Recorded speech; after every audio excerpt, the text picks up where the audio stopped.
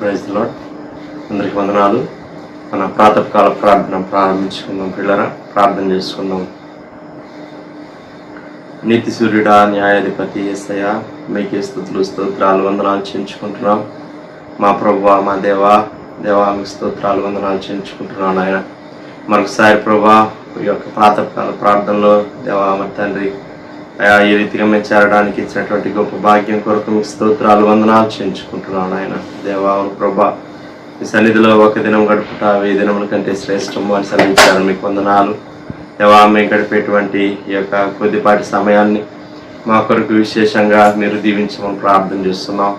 దేవా మర్చి 91వ కీర్తన విశ్వాసంతో నిరీక్షణతో చదువుకుంటూ ఉండగా దేవా మీ వాక్కులు వాగ్దానములు ప్రభా మా పక్షంగా గొప్పగా మీరు నెరవేర్చి ఆశీర్వదించమని ప్రార్థన చేస్తున్నాం. మీ స్తోత్రాలు దేవా. సమస్త విషయాలు మీరు కృప చూపించండి దేవా. మా తండ్రి ప్రభా, అవునాయన మీ యందు భయభక్తులు గల వారి చుట్టూ మీ దూతలు కావలి ఉండి వారిని రక్షించమని వాగ్దానం చేసినటువంటి గొప్ప దేవుడవ మీ స్తోత్రాలు దేవా. మా తండ్రి కేవలం మీ కను దృష్టి మాత్రమే కాదు కానీ నాయన మీ దూతలు కూడా దేవా ప్రభా మా తండ్రి మమ్మల్ని ఆవరించి దేవా మా తండ్రి ప్రభా మమ్మల్ని భద్రపరుస్తూ నడిపిస్తూ దేవా మా తండ్రి నాయన మీరు నడిపిస్తున్న విధానం అంతటి కొరకు మీ స్తోత్రాలు వందనాలు చెల్లించుకుంటున్నాం. దేవా మీరు ఇచ్చిన వాక్కులు వాగ్దానములు అన్నిటి కొరకు స్తోత్రాలు ఆయన దేవా. మీ వాక్కులు ఎంతో నమ్మదగినటివి, నిన్న నేడు నిరంతరం ఏకరీతిగా ఉండే మీ వాక్యం అంతటి కొరకు మీ స్తోత్రాలు దేవా. మరొకసారి ప్రభా మా తండ్రి మీ వాక్యం ద్వారా మీ సేవకుల ద్వారా మీరు మాతో మాట్లాడమని ప్రార్థన చేస్తున్నాం. చూపించిన ఆయన మీరు పరిశుద్ధాత్మ రూపంలో మా మధ్య సంచరించండి దేవా. మరి తండ్రి నాయన అయా మీ బిడ్డలు వారి వారి గృహాల్లో చేరి ప్రార్థనలు ఏకీపిస్తుండగా విశేషమైనటువంటి కృపతో విశేషమైనటువంటి దేవా మరి తండ్రి నాయన మీ వాత్సల్యత మీ యొక్క దీవెనలతో ప్రతి ఒక్కరిని కూడా జ్ఞాపకం చేసుకుని దేవా మీరే నింపమని ప్రార్థన చేస్తున్నాం. సమయం అంతటిని కూడా మీకు అప్పచెబుతూ యేసుక్రీస్తు వారైతే పరిశుద్ధమైన నామములో స్తుతించి ప్రార్థన చేసి అడిగి వేడుకుంటున్నాం పరలోకపు తండ్రి. ఆమేన్ ఆమేన్. 91వ కీర్తన చదువుకున్నాం పిల్లరా. 91వ కీర్తన. మహోన్నతుని చాటున నివసించువాడే సర్వశక్తి నీడను విశ్రమించువాడు. మహోన్నతుని చాటున నివసించువాడే సర్వశక్తి నీడను విశ్రమించువాడు. ఆయనే నాకు ఆశ్రయము, నా కోట, నేను నమ్ముకున్న నా దేవుడని నేను యెహోవాను గూర్చి చెప్పుచున్నాను. ఆయనే నాకు ఆశ్రయము, నా కోట, నేను నమ్ముకున్న నా దేవుడని నేను యెహోవాను గూర్చి చెప్పుచున్నాను. వేటకాని ఊరిలో నుండి ఆయన నిన్ను విడిపించును, నాశనకరమైన తెగులు రాకుండా నిన్ను రక్షించును. వేటకాని ఊరిలో నుండి ఆయన నిన్ను విడిపించును, నాశనకరమైన తెగులు రాకుండా నిన్ను రక్షించును. ఆయన తన రెక్కలతో నిన్ను కప్పును, ఆయన రెక్కల క్రింద నీకు ఆశ్రయం కలుగును. ఆయన సత్యము కేడమును డాలునై ఉన్నది. ఆయన తన రెక్కలతో నిన్ను కప్పును, ఆయన రెక్కల కింద నీకు ఆశ్రయం కలుగును. ఆయన సత్యము కేడమును డాలునై ఉన్నది. రాత్రి వేళ కలుగు భయమునకైనను, పగటి వేళ ఎగురు బాణమునకైనను, రాత్రి వేళ కలుగు భయమునకైనను, పగటి వేళ ఎగురు బాణమునకైనను, చీకటిలో సంచరించే తెగులునకైనను, మధ్యాహ్నమందు పాడు చేయు రోగమునకైనను నీవు భయపడుకుందువు. చీకటిలో సంచరించి తెగులకైనను, మధ్యాహ్నమందు పాడు చేయ రోగమునకైనను నీవు భయపడుకుందువు. నీ ప్రక్కన 1000 మంది పడినను, నీ కుడి పక్కన 10,000 మంది కూలినను అపాయం నీ వద్దకు రాదు. నీ ప్రక్కన 1000 మంది పడినను, నీ కుడి ప్రక్కన 10,000 మంది కూలినను అపాయం నీ వద్దకు రాదు. నీవు కన్నులారా చూస్తుండగా భక్తిహీనులకు ప్రతిఫలం కలుగును. నీవు కన్నులారా చూచుచుండగా భక్తిహీనులకు ప్రతిఫలం కలుగును. యెహోవా నీవే నా ఆశ్రయము అని నీవు మహోన్నతుడైన దేవుని నీకు నివాస స్థలముగా చేసుకుని ఉన్నావు. యెహోవా నీవే నా ఆశ్రయము అని నీవు మహోన్నతుడైన దేవుని నీకు నివాస స్థలముగా చేసుకుని ఉన్నావు. నీకు అపాయం ఏమీ రాదు, ఏ తెగులును నీ గుడారం సమీపించదు. నీకు అపాయం ఏమీ రాదు, ఏ తెగులును నీ గుడారం సమీపించదు. నీ మార్గములన్నిటిలో నిన్ను కాపాడుటకు ఆయన నిన్ను గూర్చి తన దూతలకు ఆజ్ఞాపించును. నీ మార్గములన్నిటిలో నిన్ను కాపాడుటకు ఆయన నిన్ను గూర్చి తన దూతలకు ఆజ్ఞాపించును. నీ పాదములకు రాయి తగలకుండా వారు నిన్ను తమ చేతుల మీద ఎత్తి పట్టుకుందరు. నీ పాదములకు రాయి తగలకుండా వారిని తమ చేతుల మీద ఎత్తి పట్టుకొందురు. నీవు సింహములను నాగుపాములను త్రొక్కెదవు, కొదమ సింహములను భుజంగములను అనగ త్రొక్కెదవు. నీవు సింహములను నాగుపాములను త్రొక్కెదవు, కొదమ సింహములను భుజంగములను అనగ త్రొక్కెదవు. అతడు నన్ను ప్రేమించుచున్నాడు గనుక నేను అతని తప్పించదను, అతడు నా నామం ఎరిగిన వాడు గనుక నేను అతని గణపరచదను. అతడు నన్ను ప్రేమించుచున్నాడు గనుక నేను అతను తప్పించదును, అతడు నా నామం ఎరిగిన వాడు గనుక నేను అతను గణపరచదును. అతడు నాకు మొరపెట్టగా నేను అతనికి ఉత్తరం ఇచ్చదను, శ్రమలో నేను అతనికి తోడై ఉండేదను, అతను విడిపించి అతని గొప్ప చేసేదను. అతడు నాకు మొరపెట్టగా నేను అతనికి ఉత్తరం ఇచ్చేదను, శ్రమలో నేను అతనికి తోడై ఉండేదను, అతన్ని విడిపించి అతని గొప్ప చేసేదను. దీర్ఘాయువు చేత అతనిని తృప్తిపరచదను, నా రక్షణ అతనికి చూపించదను. దీర్ఘాయువు చేత అతనిని తృప్తిపరచెదను, నా రక్షణ అతనికి చూపించెదను. ఆమేన్. దేవుని వాక్యం విందాం ప్రియులారా. దేవుని పరిశుద్ధ నామమునకు మహిమ కలుగును గాక. లేఖనాల్లో నుంచి దేవుని వాక్యాన్ని మొదటగా చదువుకున్నాం. అది కీర్తనల గ్రంథంలో నుంచి 84వ కీర్తన మొదటి 3 వచనాలు. సైన్యములకు అధిపతి యెహోవా, నీ నివాసములు ఎంత రమ్యములు! యెహోవా మందిర ఆవరణములను చూడవలనని నా ప్రాణము ఎంతో ఆశపడుచున్నది, అది సొమ్మసిల్లుచున్నది. జీవము గల దేవుని దర్శించుటకు నా హృదయమును నా శరీరమును ఆనందముతో కేకలు వేయుచున్నవి. సైన్యములకు అధిపతి యెహోవా, నా రాజా, నా దేవా, నీ బలిపీఠమునొద్దనే పిచ్చుకలకు నివాసము దొరికెను, పిల్లలు పెట్టుటకు వానకోవెలకు గూటి స్థలము దొరికెను. ప్రార్థన చేసుకున్నాం. పరిశుద్ధుడా, ప్రేమగల దేవా, మీకు స్తోత్రాలు నాయన. మాకు ఇస్తున్న ఆయుష్, ఆరోగ్యం, క్షేమం, ప్రాణప్రాప్తి అన్నిటికీ స్తోత్రాలు తండ్రి. ఎంతో మంది ఈ లోకాన్ని దాటి వెళ్ళిపోయారు, కానీ మీరు మమ్మల్ని సజీవులుగా ఉంచినందుకు మీకు స్తోత్రములు చెల్లించుకుంటున్నాం. దేవా, నీ ముఖ దర్శనం, నీ వాక్య దర్శనం, నీ ఆత్మ దర్శనం చేసుకోవాలనే ఒక ఏకైక ఆశతో నీ సంధిలో మేము చేరి ఉండగా ఈ సమయమును మా కొరకు ఆశీర్వదించండి. మీరు మాతో మాట్లాడండి, మీ వాక్యమును మాకు వినిపింప చేయండి, మా ప్రాణములను తెప్పరిల్ల చేయండి, మమ్మలను బలపరచండి. మా ముందున్న విశ్వాస యాత్ర తండ్రి ఈ దినం కొరకు మమ్మల్ని మీరు ప్రత్యేకంగా సిద్ధపరచమని ప్రార్థన చేసుకుంటున్నాం. విధావసరాలుగా నన్ను బలపరచమని, నీ కృపలో వాడుకొనమని, మా అందరితో మాట్లాడి మహిమను పొందమని యేసు నామములోనే ప్రార్థిస్తున్నాము తండ్రి, ఆమేన్. 84వ కీర్తన మొదటి 3 వచనాలు మనం చదువుకున్నాం. ఈ కీర్తన కోరహు కుమారులు వ్రాసిన కీర్తన. కోరహు కుమారులు, కోరహైతే దేవుని సేవకులైన మోషే యొక్క, అహరోను యొక్క నాయకత్వాన్ని ధిక్కరించి, తిరస్కరించి, తిరుగుబాటు చేసి వారు నష్టానికి గురయ్యారు. అయితే అదే కోరహు యొక్క కుమారులు దేవుని సేవకులతో వారు మరి చక్కగా కలిసి రావడం ద్వారా, అలాగే దేవుని చిత్తాన్ని, దేవుని ఏర్పాటును వారి జీవితాల్లో గుర్తించి ముందు కొనసాగడం ద్వారా వారెంతో ఉన్నతమైన ఆత్మీయ స్థాయిని వారు అందుకున్నారు. ఈ విషయాలను మనం పాత నిబంధన గ్రంథంలో మరి ఆలోచన చేస్తే, ధ్యానం చేస్తే ఆ వివరాలు మనకి దొరుకుతాయి. అయితే ఇక్కడ మనం ఈ ఉదయకాలం ఆలోచించబోతున్న విషయం ఏంటంటే, కోరహు కుమారులు వారు వ్రాసిన కీర్తనలో వారు చెప్తున్న ఒక ప్రత్యేకమైన విషయాన్ని ఆలోచన చేయబోతున్నాం. అది 3వ వచనంలో రాయబడింది. సైన్యములకు అధిపతివగు యెహోవా, నా రాజా, నా దేవా, నీ బలిపీఠమునొద్దనే పిచ్చుకలకు నివాసము దొరికెను, పిల్లలు పెట్టుటకు వానకోవెలకు గూటి స్థలము దొరికెను. ఈ మొదటి 3 వచనాలలో దేవుణ్ణి సైన్యములకు అధిపతి యెహోవాగా, the Lord of the host గా గుర్తిస్తున్నారు. ఆయన గొప్పవాడుగా గుర్తిస్తున్నారు.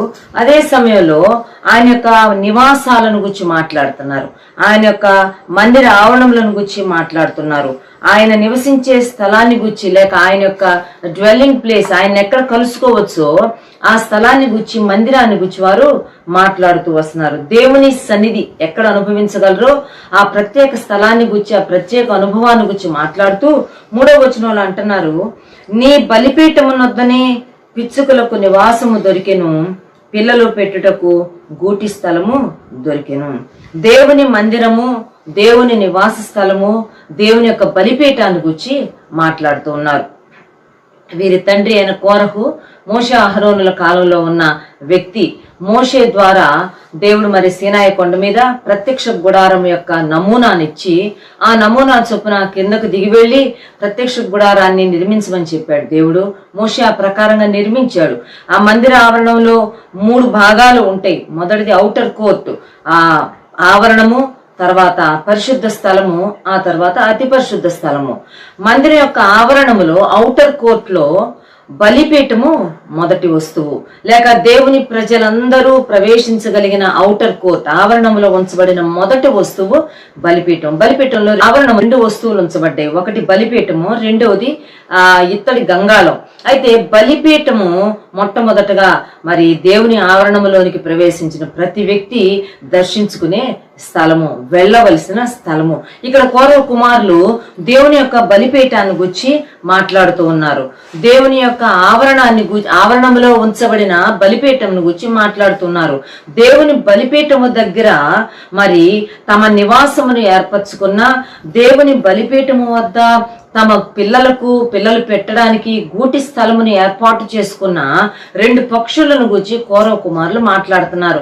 ఇంకో మాటలో చెప్పాలంటే కౌరవ కుమారులు తామేంటో ఐడెంటిఫై చేసుకుంటూ గుర్తిస్తూ తమ స్థానాన్ని ఏంటో వారు ఎరిగిన వారుగా వారు మాట్లాడుతున్నారు. అయ్యా, మేము ఎంత అల్పులమో మాకు తెలుసు. We know what we are. మేమేంటో మాకు తెలుసు. మేము అల్పులమైన, అత్యల్పులమైన పిచ్చుకల వంటి వారము, వానకోవెల వంటి వారము. అటువంటి మాకు నీ మందిరంలో, నీ బలిపీఠం వద్ద పరిచర్య చేసే, లేకపోతే నివాసము చేసే గూటి స్థలము, ఒక నివాసము మాకు ఏర్పాటు చేశారు అని చెప్పి కౌరవ కుమారులు మరి 2 పక్షులకు తమను తాము పోల్చుకుంటూ మాట్లాడుతున్నారు. ఈ ఉదయకాల సమయంలో మరి ఇక్కడ ప్రస్తావించబడిన 2 పక్షులను గురించి మనం క్లుప్తంగా ఆలోచన చేయబోతున్నాం. కౌరవ కుమారులు తమను తాము పిచ్చుకలకు పోల్చుకుంటున్నారు, తమను తాము వానకోవెలకు పోల్చుకుంటూ ఉన్నారు. అది ఇంగ్లీష్ లో ఇలా రాయబడింది, even the sparrow has found a home. ఒక స్పారోకు కూడా, ఒక పిచ్చుకకు కూడా ఒక ఇల్లు దొరికింది నీ యొక్క మందిరంలో. And the swallow a nest for herself. ఒక స్వాలోకి, వానకోవెలకు మరి పిల్లలు పెట్టడానికి, టు కీప్ హర్ యంగ్, తన పిల్లల్ని పెట్టడానికి ఒక చిన్న గూడు దొరికింది. ఎక్కడ అంటే ఏ place near your alter.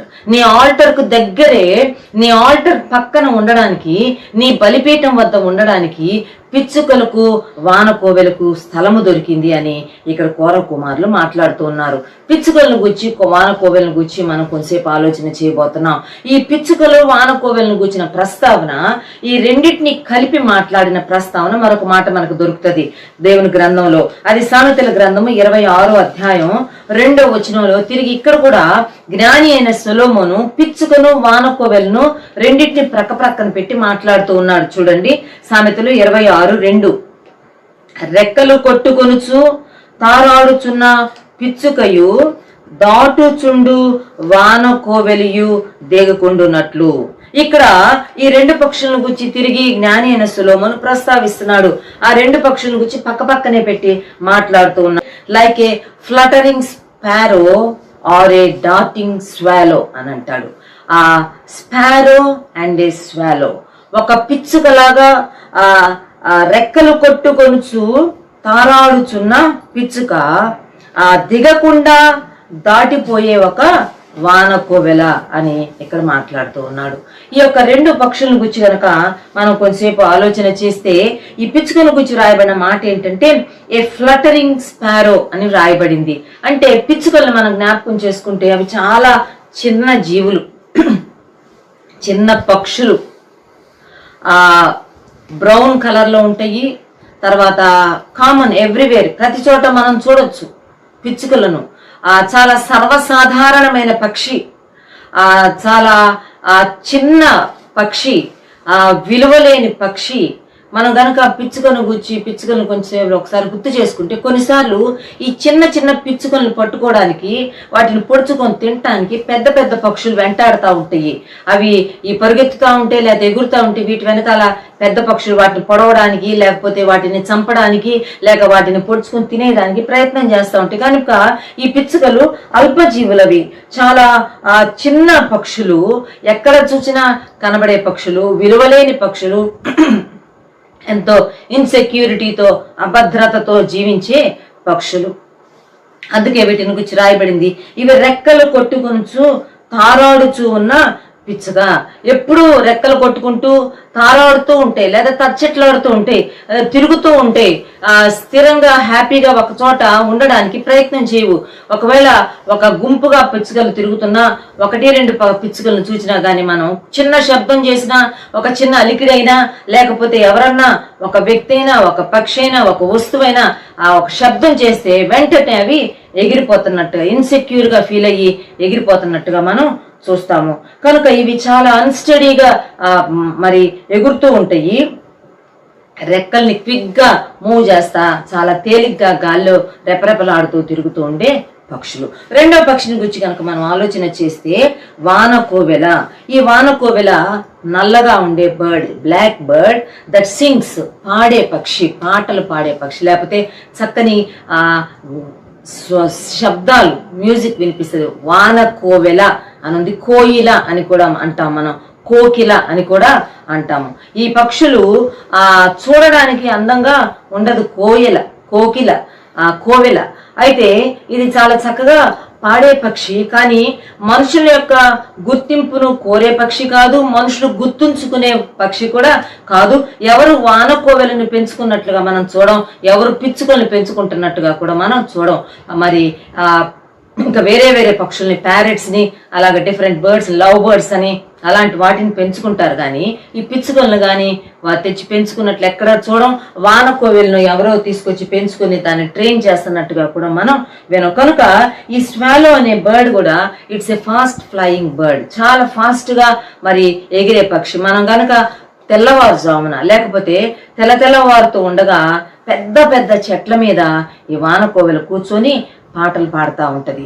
Early మార్నింగే కోయిల యొక్క మరి పాటలు వినబడతాయి మనకు. ఆ తర్వాత ఇంకా ఎండబడిన తర్వాత, మనుష్య సంచారం ప్రారంభమైన తర్వాత కోకిల యొక్క శబ్దాలు మనకి వినపడవు. కనుక ఇది కూడా ఒక ఇన్సెక్యూర్ బర్డ్, ఒక ఇన్సిగ్నిఫికెంట్ బర్డ్, చూడడానికి ఏమాత్రము అందంగా ఉండని ఒక నలుపు పక్షి దిగదంట, దాటిపోతా ఉంటదంట. ఎలా అనిపిస్తుంది అంటే దిగుతుందేమో అన్నట్టుగా ఉంటదంట, కానీ దిగకుండా దాటిపోయే వానకోవిల. ఎంతో ఇన్సెక్యూర్ గా, ఎంతో అన్స్టేబుల్ గా, అంటే దిగడానికి ధైర్యం లేదు, దిగలేని, ఒక చోట ధైర్యంగా నివాసం చేయలేని ఒక పక్షిగా ఈ యొక్క స్వాలోను గుచ్చి మరి జ్ఞాని అయిన సొలొమోను వ్రాస్తున్నట్టుగా మనం చూస్తాం. అయితే 84వ కీర్తన 3వ వచనంలో గనక మనం వస్తే, ఇటువంటి విలువలేని, ఇన్సిగ్నిఫికెంట్ లేక చూడడానికి ఏమాత్రం అందంగా ఉండని ఈ వానకోవిల, ఈ విలువలేని చిన్న పిచ్చుక చాలా జ్ఞానము కలిగిన పక్షులుగా మనం వాటిని గుర్తించాల్సిన వారంగా ఉన్నాం. ఎందుకు వాటిని జ్ఞానం కలిగిన పక్షులుగా గుర్తించాలంటే, ఈ రెండు పక్షులు దేవుని బలిపీఠమునొద్ద నివాసాన్ని ఏర్పాటు చేసుకున్నాయి. నీ బలిపీఠమునొద్ద పిచ్చుకలకు నివాసము, నీ బలిపీఠమునొద్ద పిల్లలు పెట్టుటకు వానకోవెలకు గూటి స్థలము, తమ పిల్లలను పెట్టడానికి ఒక నెస్ట్ ఏర్పాటు చేసుకోవడానికి ఎక్కడ ఏర్పాటు చేసుకోవాలా అని ఆలోచిస్తే, ఈ ఫ్లటరింగ్ లేకపోతే ఈ డార్టింగ్ స్వాలోకి దొరికిన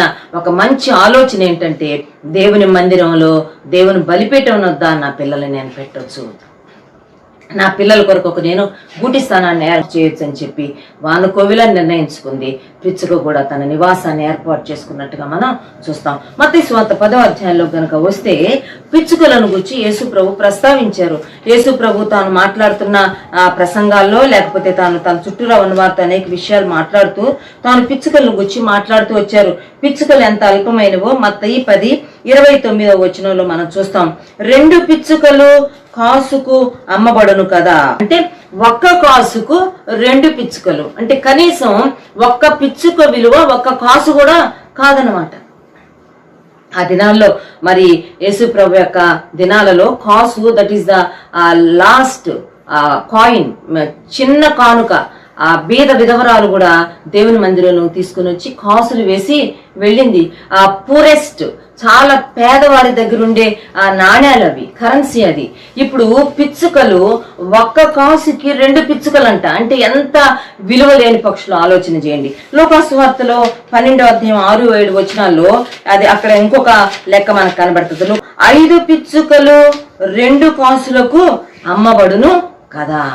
ఒక్క కాసు ఇస్తే నీకు 2 పిచ్చుకలు ఇస్తాను, నీవు 2 కాసులు ఇచ్చావంటే నేను నీకు 5 పిచ్చుకలు ఇస్తాను. న్యాయంగా ఒక్క కాసుకు 2 పిచ్చుకలు, అప్పుడు 2 కాసులు ఇస్తే 4 పిచ్చుకలు ఇవ్వాలి. కానీ కరెన్సీ విలువ ఎక్కువ, బర్డ్స్ విలువ తక్కువ, పక్షికి విలువ లేదు. నువ్వు ఒక్క కాసు ఇవ్వు, నీకు 2 పిచ్చుకలు ఇస్తా.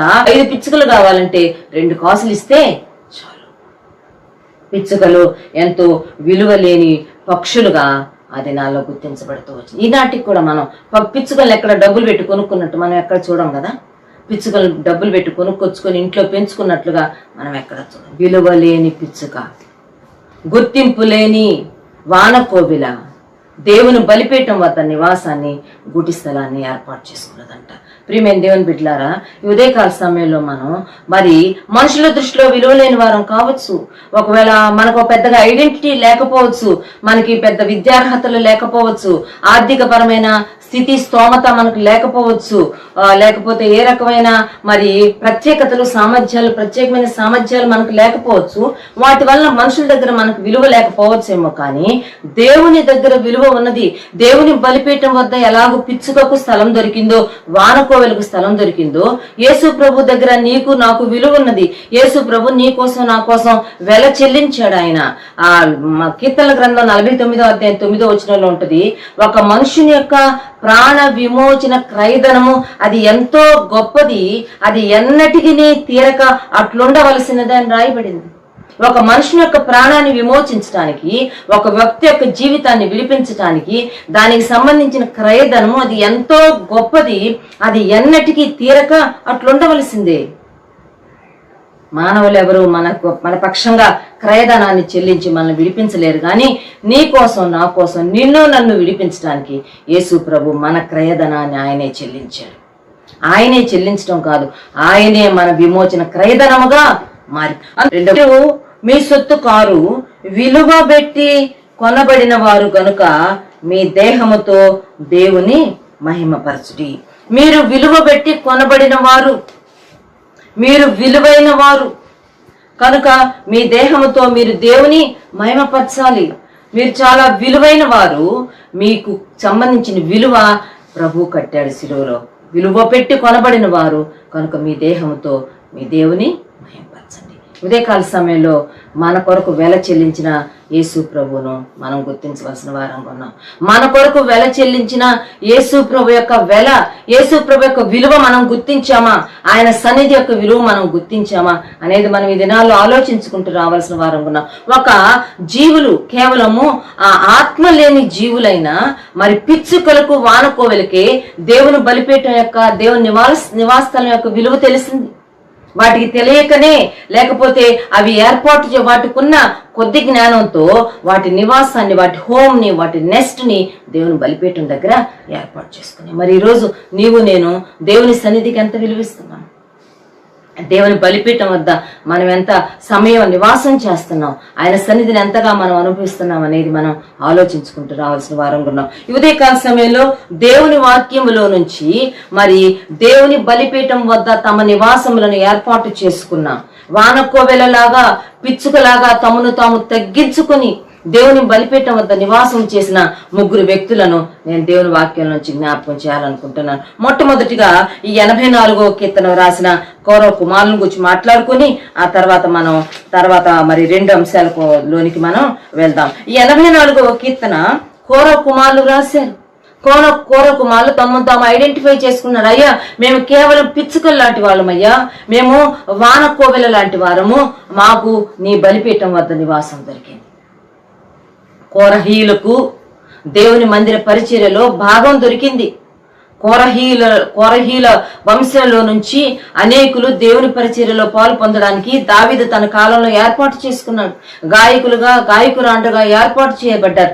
మందిర పరిచర్యలో వారికి పాలిభాగం దొరికింది. వాళ్ళు అంటున్నారు, మేము ఏ పాటి వారం, మేము ఎంతటి వారం, పిచ్చుకలు లాంటి వారం, వానకోవెల లాంటి వారం, కానీ మాకు నీ మందిరంలో నీ బలిపీఠం వద్ద మాకు నివాసము దొరికింది, మాకు గూటి స్థలం దొరికింది అని చెప్తున్నారు. చూడండి, 43వ కీర్తన కూడా ఈ భక్తులే రాశారు, కౌరవ కుమారులు రాశారు. 42వ కీర్తన 43వ కీర్తన కౌరవ కుమారులు రాసిన కీర్తనలు 4వ వచనం. 43వ కీర్తన 4వ వచనంలో, అప్పుడు నేను దేవుని బలిపీఠమునొద్దకు నాకు ఆనంద సంతోషములు కలుగజేయు దేవుని యొద్దకు చేరుదును. ఇక్కడ కౌరవ కుమారులు చెప్తున్న మాట అంటున్నారు, అయ్యా, మా పరిస్థితులు ఎంత తారుమారుగా ఉన్నా మేము మంచి రోజుల కొరకు ఎదురు చూస్తున్నాం. 42వ కీర్తనలో ఉంటుంది, దుప్పి నీటి వాగుల కొరకు ఆశపడుతున్నట్లు దేవా నా ప్రాణము నీ కొరకు ఆశపడుతుంది, జీవగల దేవుని దర్శించుకోవాలని, నీ మందిరానికి వెళ్ళాలని మేము ఎంతగానో ఎదురు చూస్తున్నాము. చెరలో ఉన్నప్పుడు రాయబడిన కీర్తన ఇది. వారు దేవుని సన్నిధిని, దేవుని మందిరాన్ని మిస్ అవుతూ రాస్తున్న కీర్తన. అంటున్నారు, మేము నీ బలిపీఠం వద్దకు చేరుదుము, ఖచ్చితంగా ఒకరోజు మేము నీ బలిపీఠం దగ్గరికి మేము వస్తాం, మీ బలిపీఠాన్ని మేము దర్శిస్తాము. 43:4 అప్పుడు నేను దేవుని బలిపీఠం వద్దకు నాకు ఆనంద సంతోషములు కలుగు చేయు దేవుని యొద్దకు చేరుదును.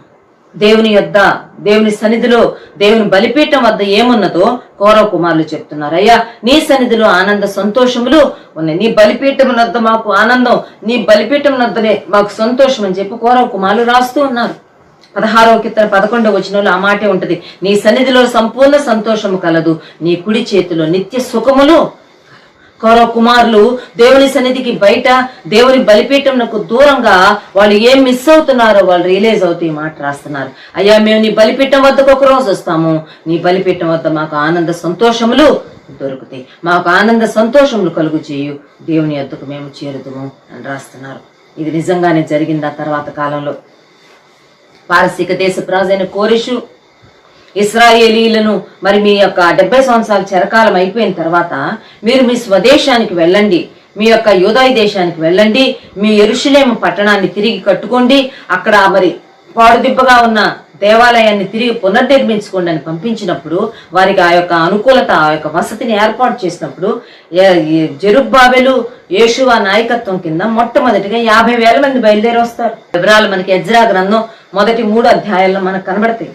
ఎజ్రా గ్రంథంలో కనుక మనం చూస్తే వాళ్ళు 50,000 మంది బయలుదేరి వచ్చి వాళ్ళు చేసిన మొదటి పని ఏంటి అని కనుక ఆలోచన చేస్తే వారు దేవుని బలిపీఠం వద్దకు వచ్చారు, లేక దేవుని బలిపీఠాన్ని పునర్నిర్మించుకొని దేవునికి బలులు అర్పించడం ప్రారంభించారు. ఎజ్రా గ్రంథము 3వ అధ్యాయం 2వ వచనం, యోజాదాకు కుమారుడైన యేషువైను యాజకులైన అతని సంబంధులను, షయల్తీయేలు కుమారుడైన జెరుబ్బాబెలును అతని సంబంధులను లేచి దైవజనుడైన మోషే నియమించిన ధర్మశాస్త్రమునందు రాయబడిన ప్రకారముగా దహన బలులు అర్పించుటకై ఇశ్రాయేలీల దేవుని బలిపీఠమును కట్టిరి.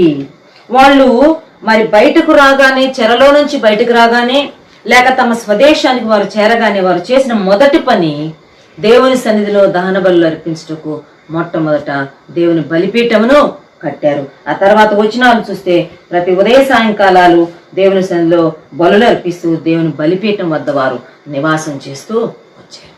ఉదయకాల సమయంలో కౌరవ కుమారులు మన జ్ఞాపకం చేస్తారన్నమాట. దేవుని సన్నిధిలోనే మనకు సంతోషం, దేవుని సన్నిధిలోనే మనకు ఆనందం, మనకు ఒక రిలీఫ్, మనకు ఒక రిలాక్సేషన్, మనకు ఒక హాయి, ఒక నెమ్మది ఎక్కడ దొరుకుతుందంటే దేవుని సన్నిధిలో మాత్రమే. కౌరవ కుమారులు ఆ మాటే చెప్తున్నారు, మాకు ఆనంద సంతోషములు కలుగు చేయు, మా దేవుని వద్దకు మేము వెళ్తామని చెప్తున్నారు. కీర్తనకారుడైన దావీదు దగ్గర కనుక మనకు వెళ్తే రెండో వ్యక్తిగా దావీదు ఇస్తున్న సాక్ష్యాన్ని చూద్దాం. దావీదు 102వ కీర్తనలో తనను తాను ఒక పిచ్చుకగా పోల్చుకుని మాట్లాడుతున్నారు. కౌరవ కుమారులు 84వ కీర్తనలో, అయ్యా మేము నీ బలిపీఠం వద్ద నివాసం ఏర్పాటు చేసుకున్న పిచ్చుకలు లాంటి వారము, నీ యొక్క బలిపీఠం వద్ద గూటి స్థలం ఏర్పాటు చేసుకున్న వానకోవెల వంటి వారమని వారు మాట్లాడితే, దావీదు అంటున్నాడు 102వ కీర్తన 7వ వచనం, ఇది దావీదు రాసిన కీర్తన, రాత్రి మెలకువగా ఉండి ఇంటి మీద ఒంటిగానున్న పిచ్చుక వలె ఉన్నాను. I'm just like a sparrow. అయ్యా, నేను ఒక పిచ్చుకలాగా ఉన్నానయ్యా, ఒక ఒంటరి పిచ్చుకలాగా ఉన్నాను. I'm alone. చాలా ఒంటరితనం నేను అనుభవిస్తున్నాను. ఎలాగున్నానంటే ఒక ఒంటరి పిచ్చుకలాగా రాత్రంతా మెలకువగా తన ఇంటి మీద, ఒక ఇంటి మీద ఉన్న ఒంటి పిచ్చుకలాగా నేను. దావీదు జీవితంలో బోల్డని కష్టాలు, బోల్డంతా హెరాస్మెంట్, థ్రెటనింగ్, చేజింగ్, తన్ని వెతుకుతున్నారు, తను తరుముకుంటూ వస్తున్నారు. ఒక్క రాత్రి కూడా తన కంటి మీద నిద్ర లేదు. అందుకే అంటున్నాడు, రాత్రంతా ఒక ఇంటి మీద మేలుకొనుండే ఒక ఒంటి పిచ్చుకలాగా నేను ఉన్నానయ్యా. దావీదు తనను తాను ఒక పిచ్చుకగా తను గుర్తిస్తూ ఉన్నాడు. ఒక పిచ్చుక కన్నా ఎక్కువ కాదని తాను గుర్తిస్తున్నాడు. తను ఎంత అల్పమైన వాడో తాను గుర్తిస్తూ మాట్లాడుకుంటున్నాడు. అయితే ఈ దావీదు తన జీవితంలో ఒక పిచ్చుకగా తాను ఎక్స్పీరియన్స్ చేసిన తన అనుభవాలను గురించి రాసుకుంటూ వచ్చాడు. చూడండి 26వ కీర్తనలో తాను రాస్తున్నాడు, ఇదే పిచ్చుక లాంటి మరి ఇన్సెక్యూరిటీని, లోన్లీనెస్ అనుభవిస్తున్న దావీదు రాస్తున్న మాట 26వ కీర్తన 6వ వచనంలో ఉంటది. యెహోవా నీ బలిపీఠము చుట్టూ ప్రదక్షిణము చేయుదును, అచ్చట కృతజ్ఞతాస్తుతులు చెల్లింతును, నీ ఆశ్చర్య కార్యములను వివరింతును. యెహోవా నీ నివాస మందిరమును, నీ తేజో మహిమ నిలుచు స్థలమును నేను ప్రేమించుతున్నాను. దావీదు రాస్తున్న కీర్తన అంటున్నాడు, అయ్యా నీ బలిపీఠము చుట్టూ ప్రదక్షిణం చేస్తాను. నేను ఎక్కడ తచ్చెట్లాడాలనుకుంటున్నానంటే, ఎక్కడ నేను తారాడుతూ ఉండాలనుకుంటున్నానంటే నీ బలిపీఠం దగ్గరే. నీ బలిపీఠం చుట్టూరా నేను ప్రత్యక్షం చేస్తా వస్తాను. నీ తేజో మహిమ నిలుచు స్థలమును నేను ఎంతగానో ప్రేమిస్తున్నాను. దావీదు రాజు అయిన తర్వాత ఎంతో సుసంపన్నమైన స్థితిలోని తాను వెళ్ళిపోయి సహా తాను రాస్తున్నమాట, నేనైతే నీ యొక్క బలిపీఠం చుట్టూ ప్రదక్షిణ చేస్తాను. 27వ కీర్తన 3-4 వచనాల్లో ఉంటది, యెహోవా యొద్ద ఒక్క వరము నేను అడగాలనుకుంటున్నాను, ఒక్క వరమే నేను అడుగుతున్నాను, అడిగి తిని నేను దాన్ని వెతుకుతున్నాను. ఏంటంటే యెహోవా ప్రసన్నతను చూచుటకును, ఆయన ఆలయంలో ధ్యానించుటకును నా జీవిత కాలం అంతయు నేను యెహోవా మందిరములో నివసింపగోరుచున్నాను. ఒక అనుకూలమైన చక్కని కంఫర్టబుల్ జోన్లో నుంచి ఇబ్బందికరమైన స్థలంలోకి రావడానికి ఎవరు ఇష్టపడం. ఒక సంపన్న దేశంలో నుంచి ఒక పేద దేశంలో నివాసం చేయడానికి, సేవ చేయడానికి రావాలంటే చాలా త్యాగం అవసరం. ఒక పట్టణంలో జీవిస్తున్న వ్యక్తులు ఒక మామూలు టౌన్లో వచ్చి నివసించాలంటే చాలా ఇబ్బంది, సర్దుకుంటున్నట్టే. ఒక టౌన్లో ఉన్న వ్యక్తి ఒక పల్లెలో వెళ్ళి ఉండాలంటే అది ఎంతో త్యాగంతో కూడిన విషయం. అయితే ఇక్కడ దావీదు అంటున్నాడు, అంతఃపురంలో నివసిస్తున్న తానంటున్నాడు, యెహోవా ప్రసన్నతను, యెహోవా సన్నిధిని నేను అనుభవించడానికి నా జీవిత కాలం అంతా నేను యెహోవా మందిరంలోనే నివసింపబోతున్నాను. ఒక పిచ్చుకలాగా నేను దేవుని మందిరంలో ఉండాలనుకుంటున్నాను. ఒక పిచ్చుకకు అక్కడ నివాసం ఉంది కాబట్టి I want to be just like a sparrow and a swallow. ఒక పిచ్చుకలాగా, ఒక వానకోవెలలాగా నీ మందిరంలో నేను ఉండాను. ఎందుకు దావీదు దేవుని సన్నిధిని కోరుకుంటున్నాడు? తనకున్న సకల భోగ భాగ్యాలు వదిలిపెట్టి అంత ఘనమైన రాజ అంతఃపురాన్ని కూడా తాను తృణీకరించి దానిని పెద్దగా తాను ఎంజాయ్ చేయటం లేదు. దేవుని మందిరమే అని ఎందుకు అంటున్నాడంటే చూడండి, తన మాటల్లోంచి మనం చూద్దాము. 36వ కీర్తన 8-9 వచనాలు. ఇది కూడా దావీదే రాశాడు. 36వ కీర్తన 8-9 వచనాలు.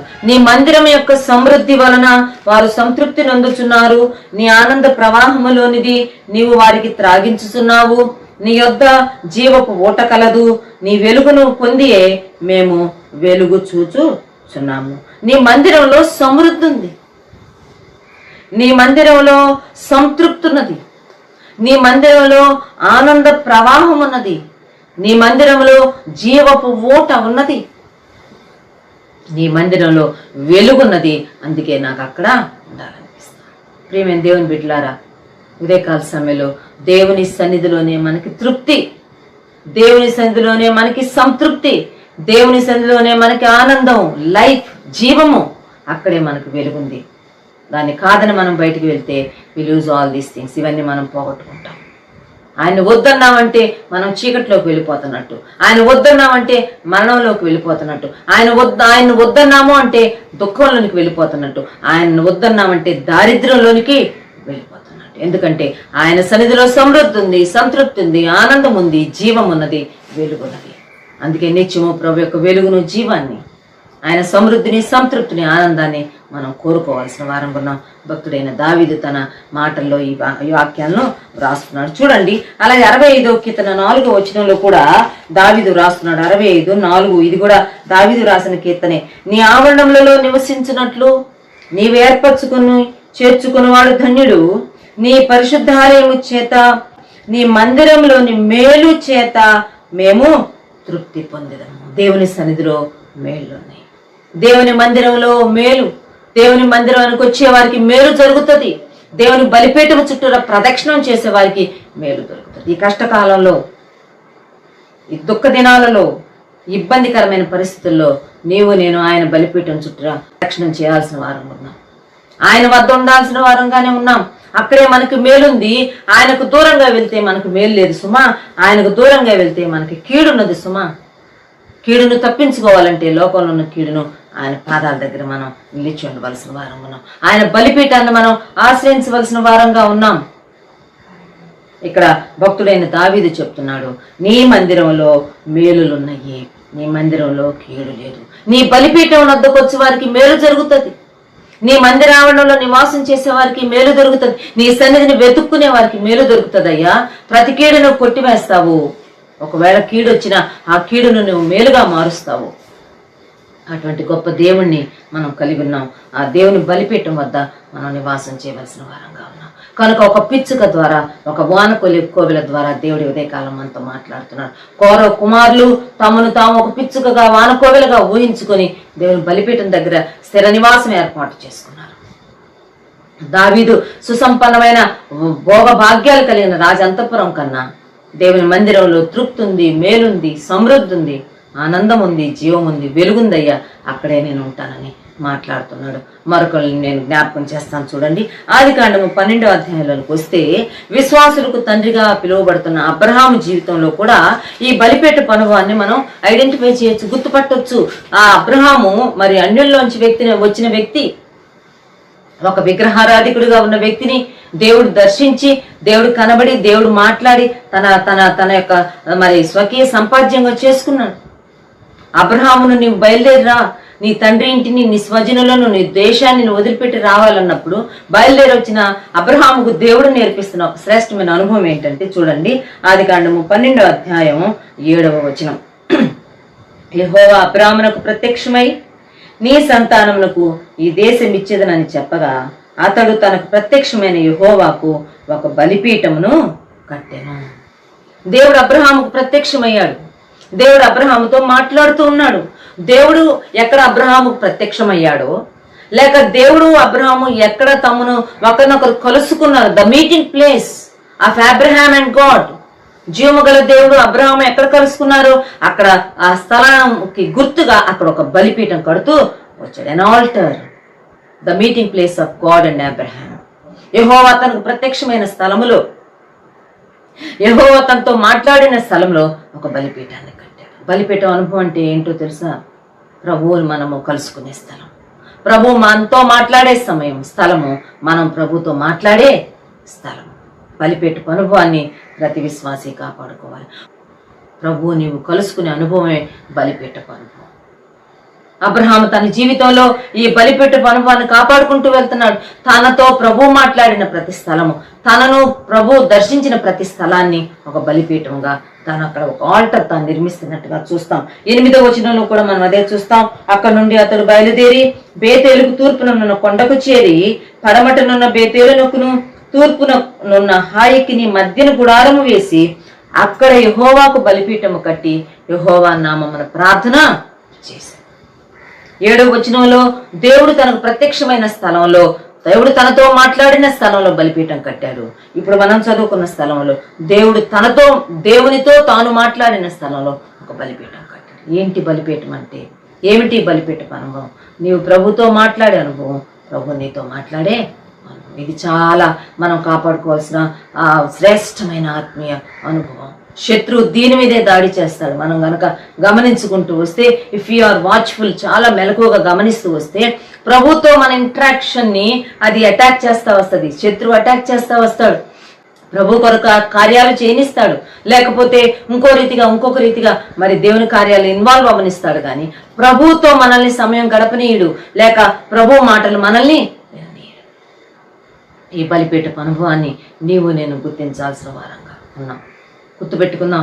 ఒక పిచ్చుకున్న జ్ఞానం, ఒక వానకోవిలకున్న జ్ఞానం, అవేర్నెస్, అవగాహన ఉదయకాలం నీవు నేను కలిగి ఉండాలని దేవుడు కోరుతూ ఉన్నాడు. ప్రభుతో మనం గడపాలి, ప్రభు మాటలు మనం వినాలి, ప్రభుకు మన మాటలు వినిపించాలి. తిరిగి 13వ అధ్యాయం 18వ వచనంలో కూడా అక్కడ మమ్రే దగ్గర ఉన్న సింధూర వృక్ష వనములో యెహోవాకు బలిపీఠము కట్టినని అబ్రహామును గూర్చి రాయబడింది. కనుక ఒక పిచ్చుకలాగా, ఒక వానకోవిలాగా దావీదు, కోరహు కుమారులు, అబ్రహాము బలిపీఠ అనుభవాలను వారు కాపాడుకుంటూ ముందుకు సాగి వెళ్ళినట్టుగా మనం చూస్తాము. లేఖనాల్లో నుంచి నిర్గమకాండంలో ఒక వ్యక్తిని నేను జ్ఞాపకం చేస్తాను. ఆ వ్యక్తి పేరు పిచ్చుక అని అర్థం ఇచ్చే పేరు. నిర్గమకాండము 2వ అధ్యాయం 21వ వచనం. ఆ వ్యక్తిని గుర్తు చెప్పుకొని మనం ముగించుకున్నాం. చూడండి, నిర్గమకాండము 2వ అధ్యాయం 21వ వచనం. మోషే ఆ మనుష్యునితో నివసించుటకు సమ్మతించెను. అతడు తన కుమార్తె అయిన సిప్పోరాను మోషేకిచ్చెను. ఆమె ఒక కుమారుని కనినప్పుడు మోషే, నేను అన్య దేశంలో పరదేశిని ఉంటుననుకొని వానికి గెర్షోము అని పేరు పెట్టెను. మోషే జీవితంలో ప్రవేశించిన ఒక స్త్రీ, ఈమె పేరు సిప్పోరా. సిప్పోరా అంటే అర్థము పిచ్చుక. ఒక పిచ్చుక లాంటి సిప్పోరాకి దేవుడిచ్చిన అరుదైన అసమానమైన అనుభవాన్ని గురించి మనం కొంచెం సేపు ఆలోచన చేయబోతున్నాం. మోషే ఏర్పాటు జనాంగంలో ఉన్న వ్యక్తి, లేవి గోత్రానికి చెందిన వ్యక్తి. ఒక లేవీయుడైన అమ్రాముకు యోకెబెదుకు పుట్టిన సంతానం. భయంకరమైన కష్టకాలంలో దేవుడి యొక్క ఏర్పాటులో ఉన్న కుమారుడు. 40 సంవత్సరాలు ఫరో యొక్క కుమార్తె యొక్క అంతఃపురంలో పెంచబడిన వ్యక్తి. సకల విద్యలలో ప్రావీణ్యత సంపాదించుకున్న వ్యక్తి. ఏమాత్రము ఒక మిద్యాను అరణ్యంలో ఉండే యిత్రో అనే ఒక యాజకుని కుమార్తె అయిన పిచ్చుక లాంటి సిప్పోరాకి భర్తగా దొరకవలసిన విషయం కానే కాదు సుమా. ఒకవేళ మోషే గనక ఫరో కుమార్తె యొక్క అంతఃపురంలోనే ఉండుంటే మోషే పరిస్థితి చాలా భిన్నంగా ఉండుండే. మోషే ఒక గొప్ప అమ్మాయిని పెళ్లి చేసుకొని ఆ రాజవైభవాలతో రాజంతపురంలోనే జీవించుండేవాడు.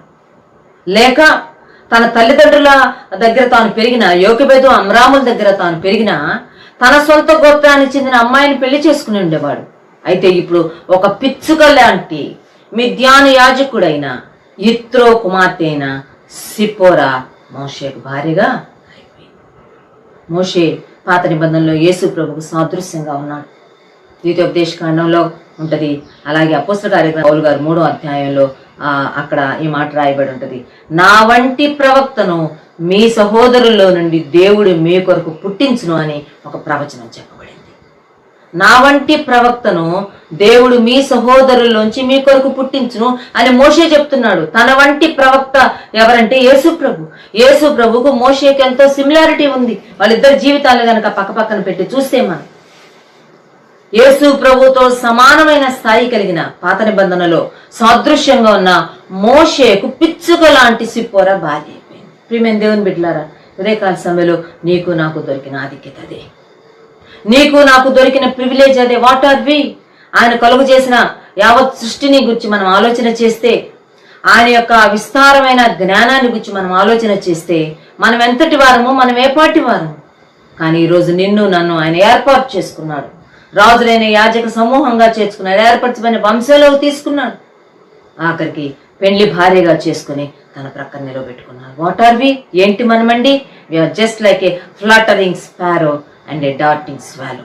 కేవలము ఎగురుతున్న రెక్కలతో రెపరెప కొట్టుకుంటూ ఎగురుతున్న పిచ్చుక లాంటి వారము, సర్వైవ్ కాలేని వారము, సొంతగా దిగడం కూడా సరిగ్గా రాని తారాడుతున్న వానకోవెల్ లాంటి వారము. అటువంటి మనలను యేసు ప్రభు ఎన్నుకున్నాడు కాదా? ఈ విషయం ఒకసారి ఆలోచన చేయండి. సిప్పోరాకు దొరికిన ఆధిక్యత ఈరోజు నీకు నాకు దొరికింది. ఒక పిచ్చుక లాంటి నిన్ను నన్ను మోషే ఏర్పాటు చేసుకున్నట్టుగా, మోషే తన భార్యగా చేర్చుకున్నట్టుగా యేసు ప్రభు తన భార్యగా మనల్ని సిద్ధపరచుకుంటూ ఉన్నాడు.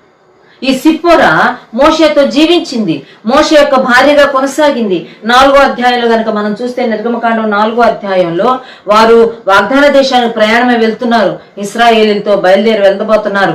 దేవుని ఏర్పాటు స్పష్టంగా మోషే పక్షంగా బయలుపరచబడినప్పుడు వారి ప్రయాణంలో మరి ఎంతో జ్ఞానవంతమైన చురుకైన స్త్రీగా తన కుటుంబంలో ఉండకూడని ఒక విషయాన్ని, లేకపోతే శరీర సంబంధమైన ఒక విషయాన్ని తాను వాడిగల ఒక రాయితో దాన్ని తెంపివేసి తెగగొట్టి బయట పారేసి మోషేతో తనకున్న బంధాన్ని స్థిరపరచుకున్నది, స్ట్రెంగ్తన్ చేసుకున్నది. 4వ అధ్యాయం 24వ వచనం 25 వచనాలు ఈ మాట మనకు కనబడుతుంది. ఒకవేళ పిచ్చుక లాంటి సిప్పోరా గనుక ఆ సమయంలో ఆ చురుకైన నిర్ణయం తాను చేయకపోయి ఉంటే, తన ఇంటిలో కూడని దేవుని దృష్టిలో అనంగీకారమైన విషయాన్ని తాను ఆ దినాల్లో ఆ సమయంలో చాలా స్పాంటేనియస్ గా, చాలా మెలకువతో, జ్ఞానంతో ఆ శరీర భాగాన్ని తీసి వాడిగల రాయితో బయట పారేయకపోయి ఉంటే మోషేతో తనకున్న బంధం ఆ రోజుకు ఆ రోజు తెగిపోయి ఉండే. ఇదే కాలం ప్రభు మనతో మాట్లాడుతున్న విషయం ఏంటో తెలుసా?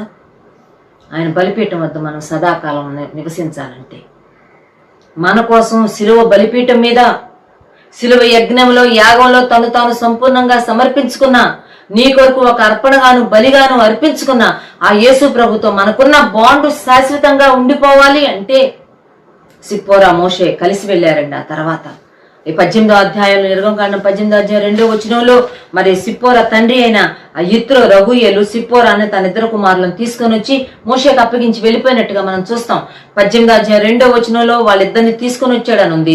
18వ అధ్యాయం ఆఖరి వచనంలో వాళ్ళిద్దరిని అక్కడ వదిలిపెట్టి మోషే మామ వెళ్ళిపోయాడు అని ఉంది. కనుక మోషే భార్య అయిన సిప్పోరా, పిచ్చుక వంటి సిప్పోరా మోషేతో సదాకాలము ఉండిపోయింది. కారణం ఏంటో తెలుసా? తాను ఒక పిచ్చుక కన్నా ఎక్కువ కాదని గుర్తించింది. తనకి ఇవ్వబడిన ఆ యొక్క అసమానమైన అరుదైన అవకాశాన్ని సద్వినియోగం చేసుకున్నది. దాని విలువ గుర్తించింది. తనకు తన భర్తకు మధ్య వచ్చిన ఆ కార్నల్ సంబంధమైన విషయాన్ని తానే వాడిగల రాయితో దాన్ని తెగగొట్టి బయట పారేసేసింది. ఉదయకాల సమయం ప్రభు మనతో మాట్లాడుతున్నాడు.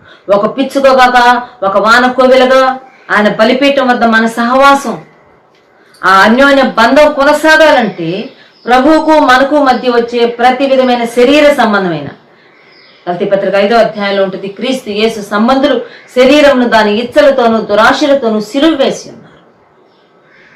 మనలోకి వచ్చే శరీరాశ, నేత్రాశ, శరీర సంబంధమైన ఇచ్చలు, క్రియలు, కోరికలు, వాటిని మనం ఎక్కడికక్కడ తెగగొట్టి బయట పారేస్తా వెళ్ళిన రోజు ప్రభుతో మనకున్న అనుభవంలో మనం ఎడతెగని బంధంలో ముందుకు సాగి వెళ్ళచ్చు.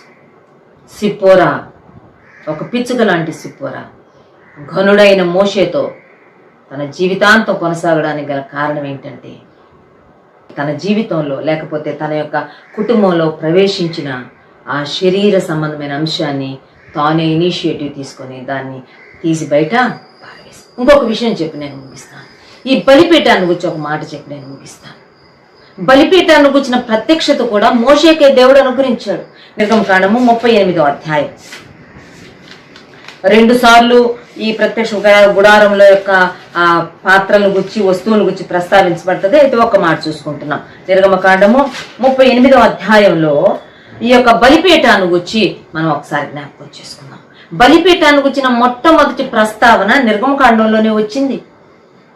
సీనాయి కొండ మీద దేవుడు మోషేకి ఇచ్చాడు ఈ యొక్క ప్రత్యక్షత, ఈ యొక్క నమూనా ఇచ్చాడు. ఆ నమూనా చొప్పున కిందకు వచ్చి కడతా ఉన్నాడు బలిపీఠం. 38వ అధ్యాయం 1వ వచనం, మరియు అతడు తుమ్మకర్రతో దహన బలిపీఠమును చేసెను. తుమ్మకర్రతో దహన బలిపీఠమును చేసెను. అంత మాత్రమే కాకుండా ఆ బలిపీఠము తుమ్మకర్రతో చేయబడింది. అది మొత్తము ఇత్తడి రేకుతో పొదిగించబడింది. 2వ వచనం, దాని కొమ్ములు దానితో ఏకాండమైనవి, దానికి ఇత్తడి రేకు పొదిగింపవలెను. 3వ వచనంలో దాని ఉపకరణములన్నిటినీ ఇత్తడితో చేసెను. దేవుని మందిరంలోని, దేవుని ప్రత్యక్ష గుడారంలోని ఉపకరణాలలో మరి 2 ఉపకరణాలు ఇత్తడితో చేయబడ్డాయి. అవి 2 ఆవరణంలో ఉంచబడ్డాయి.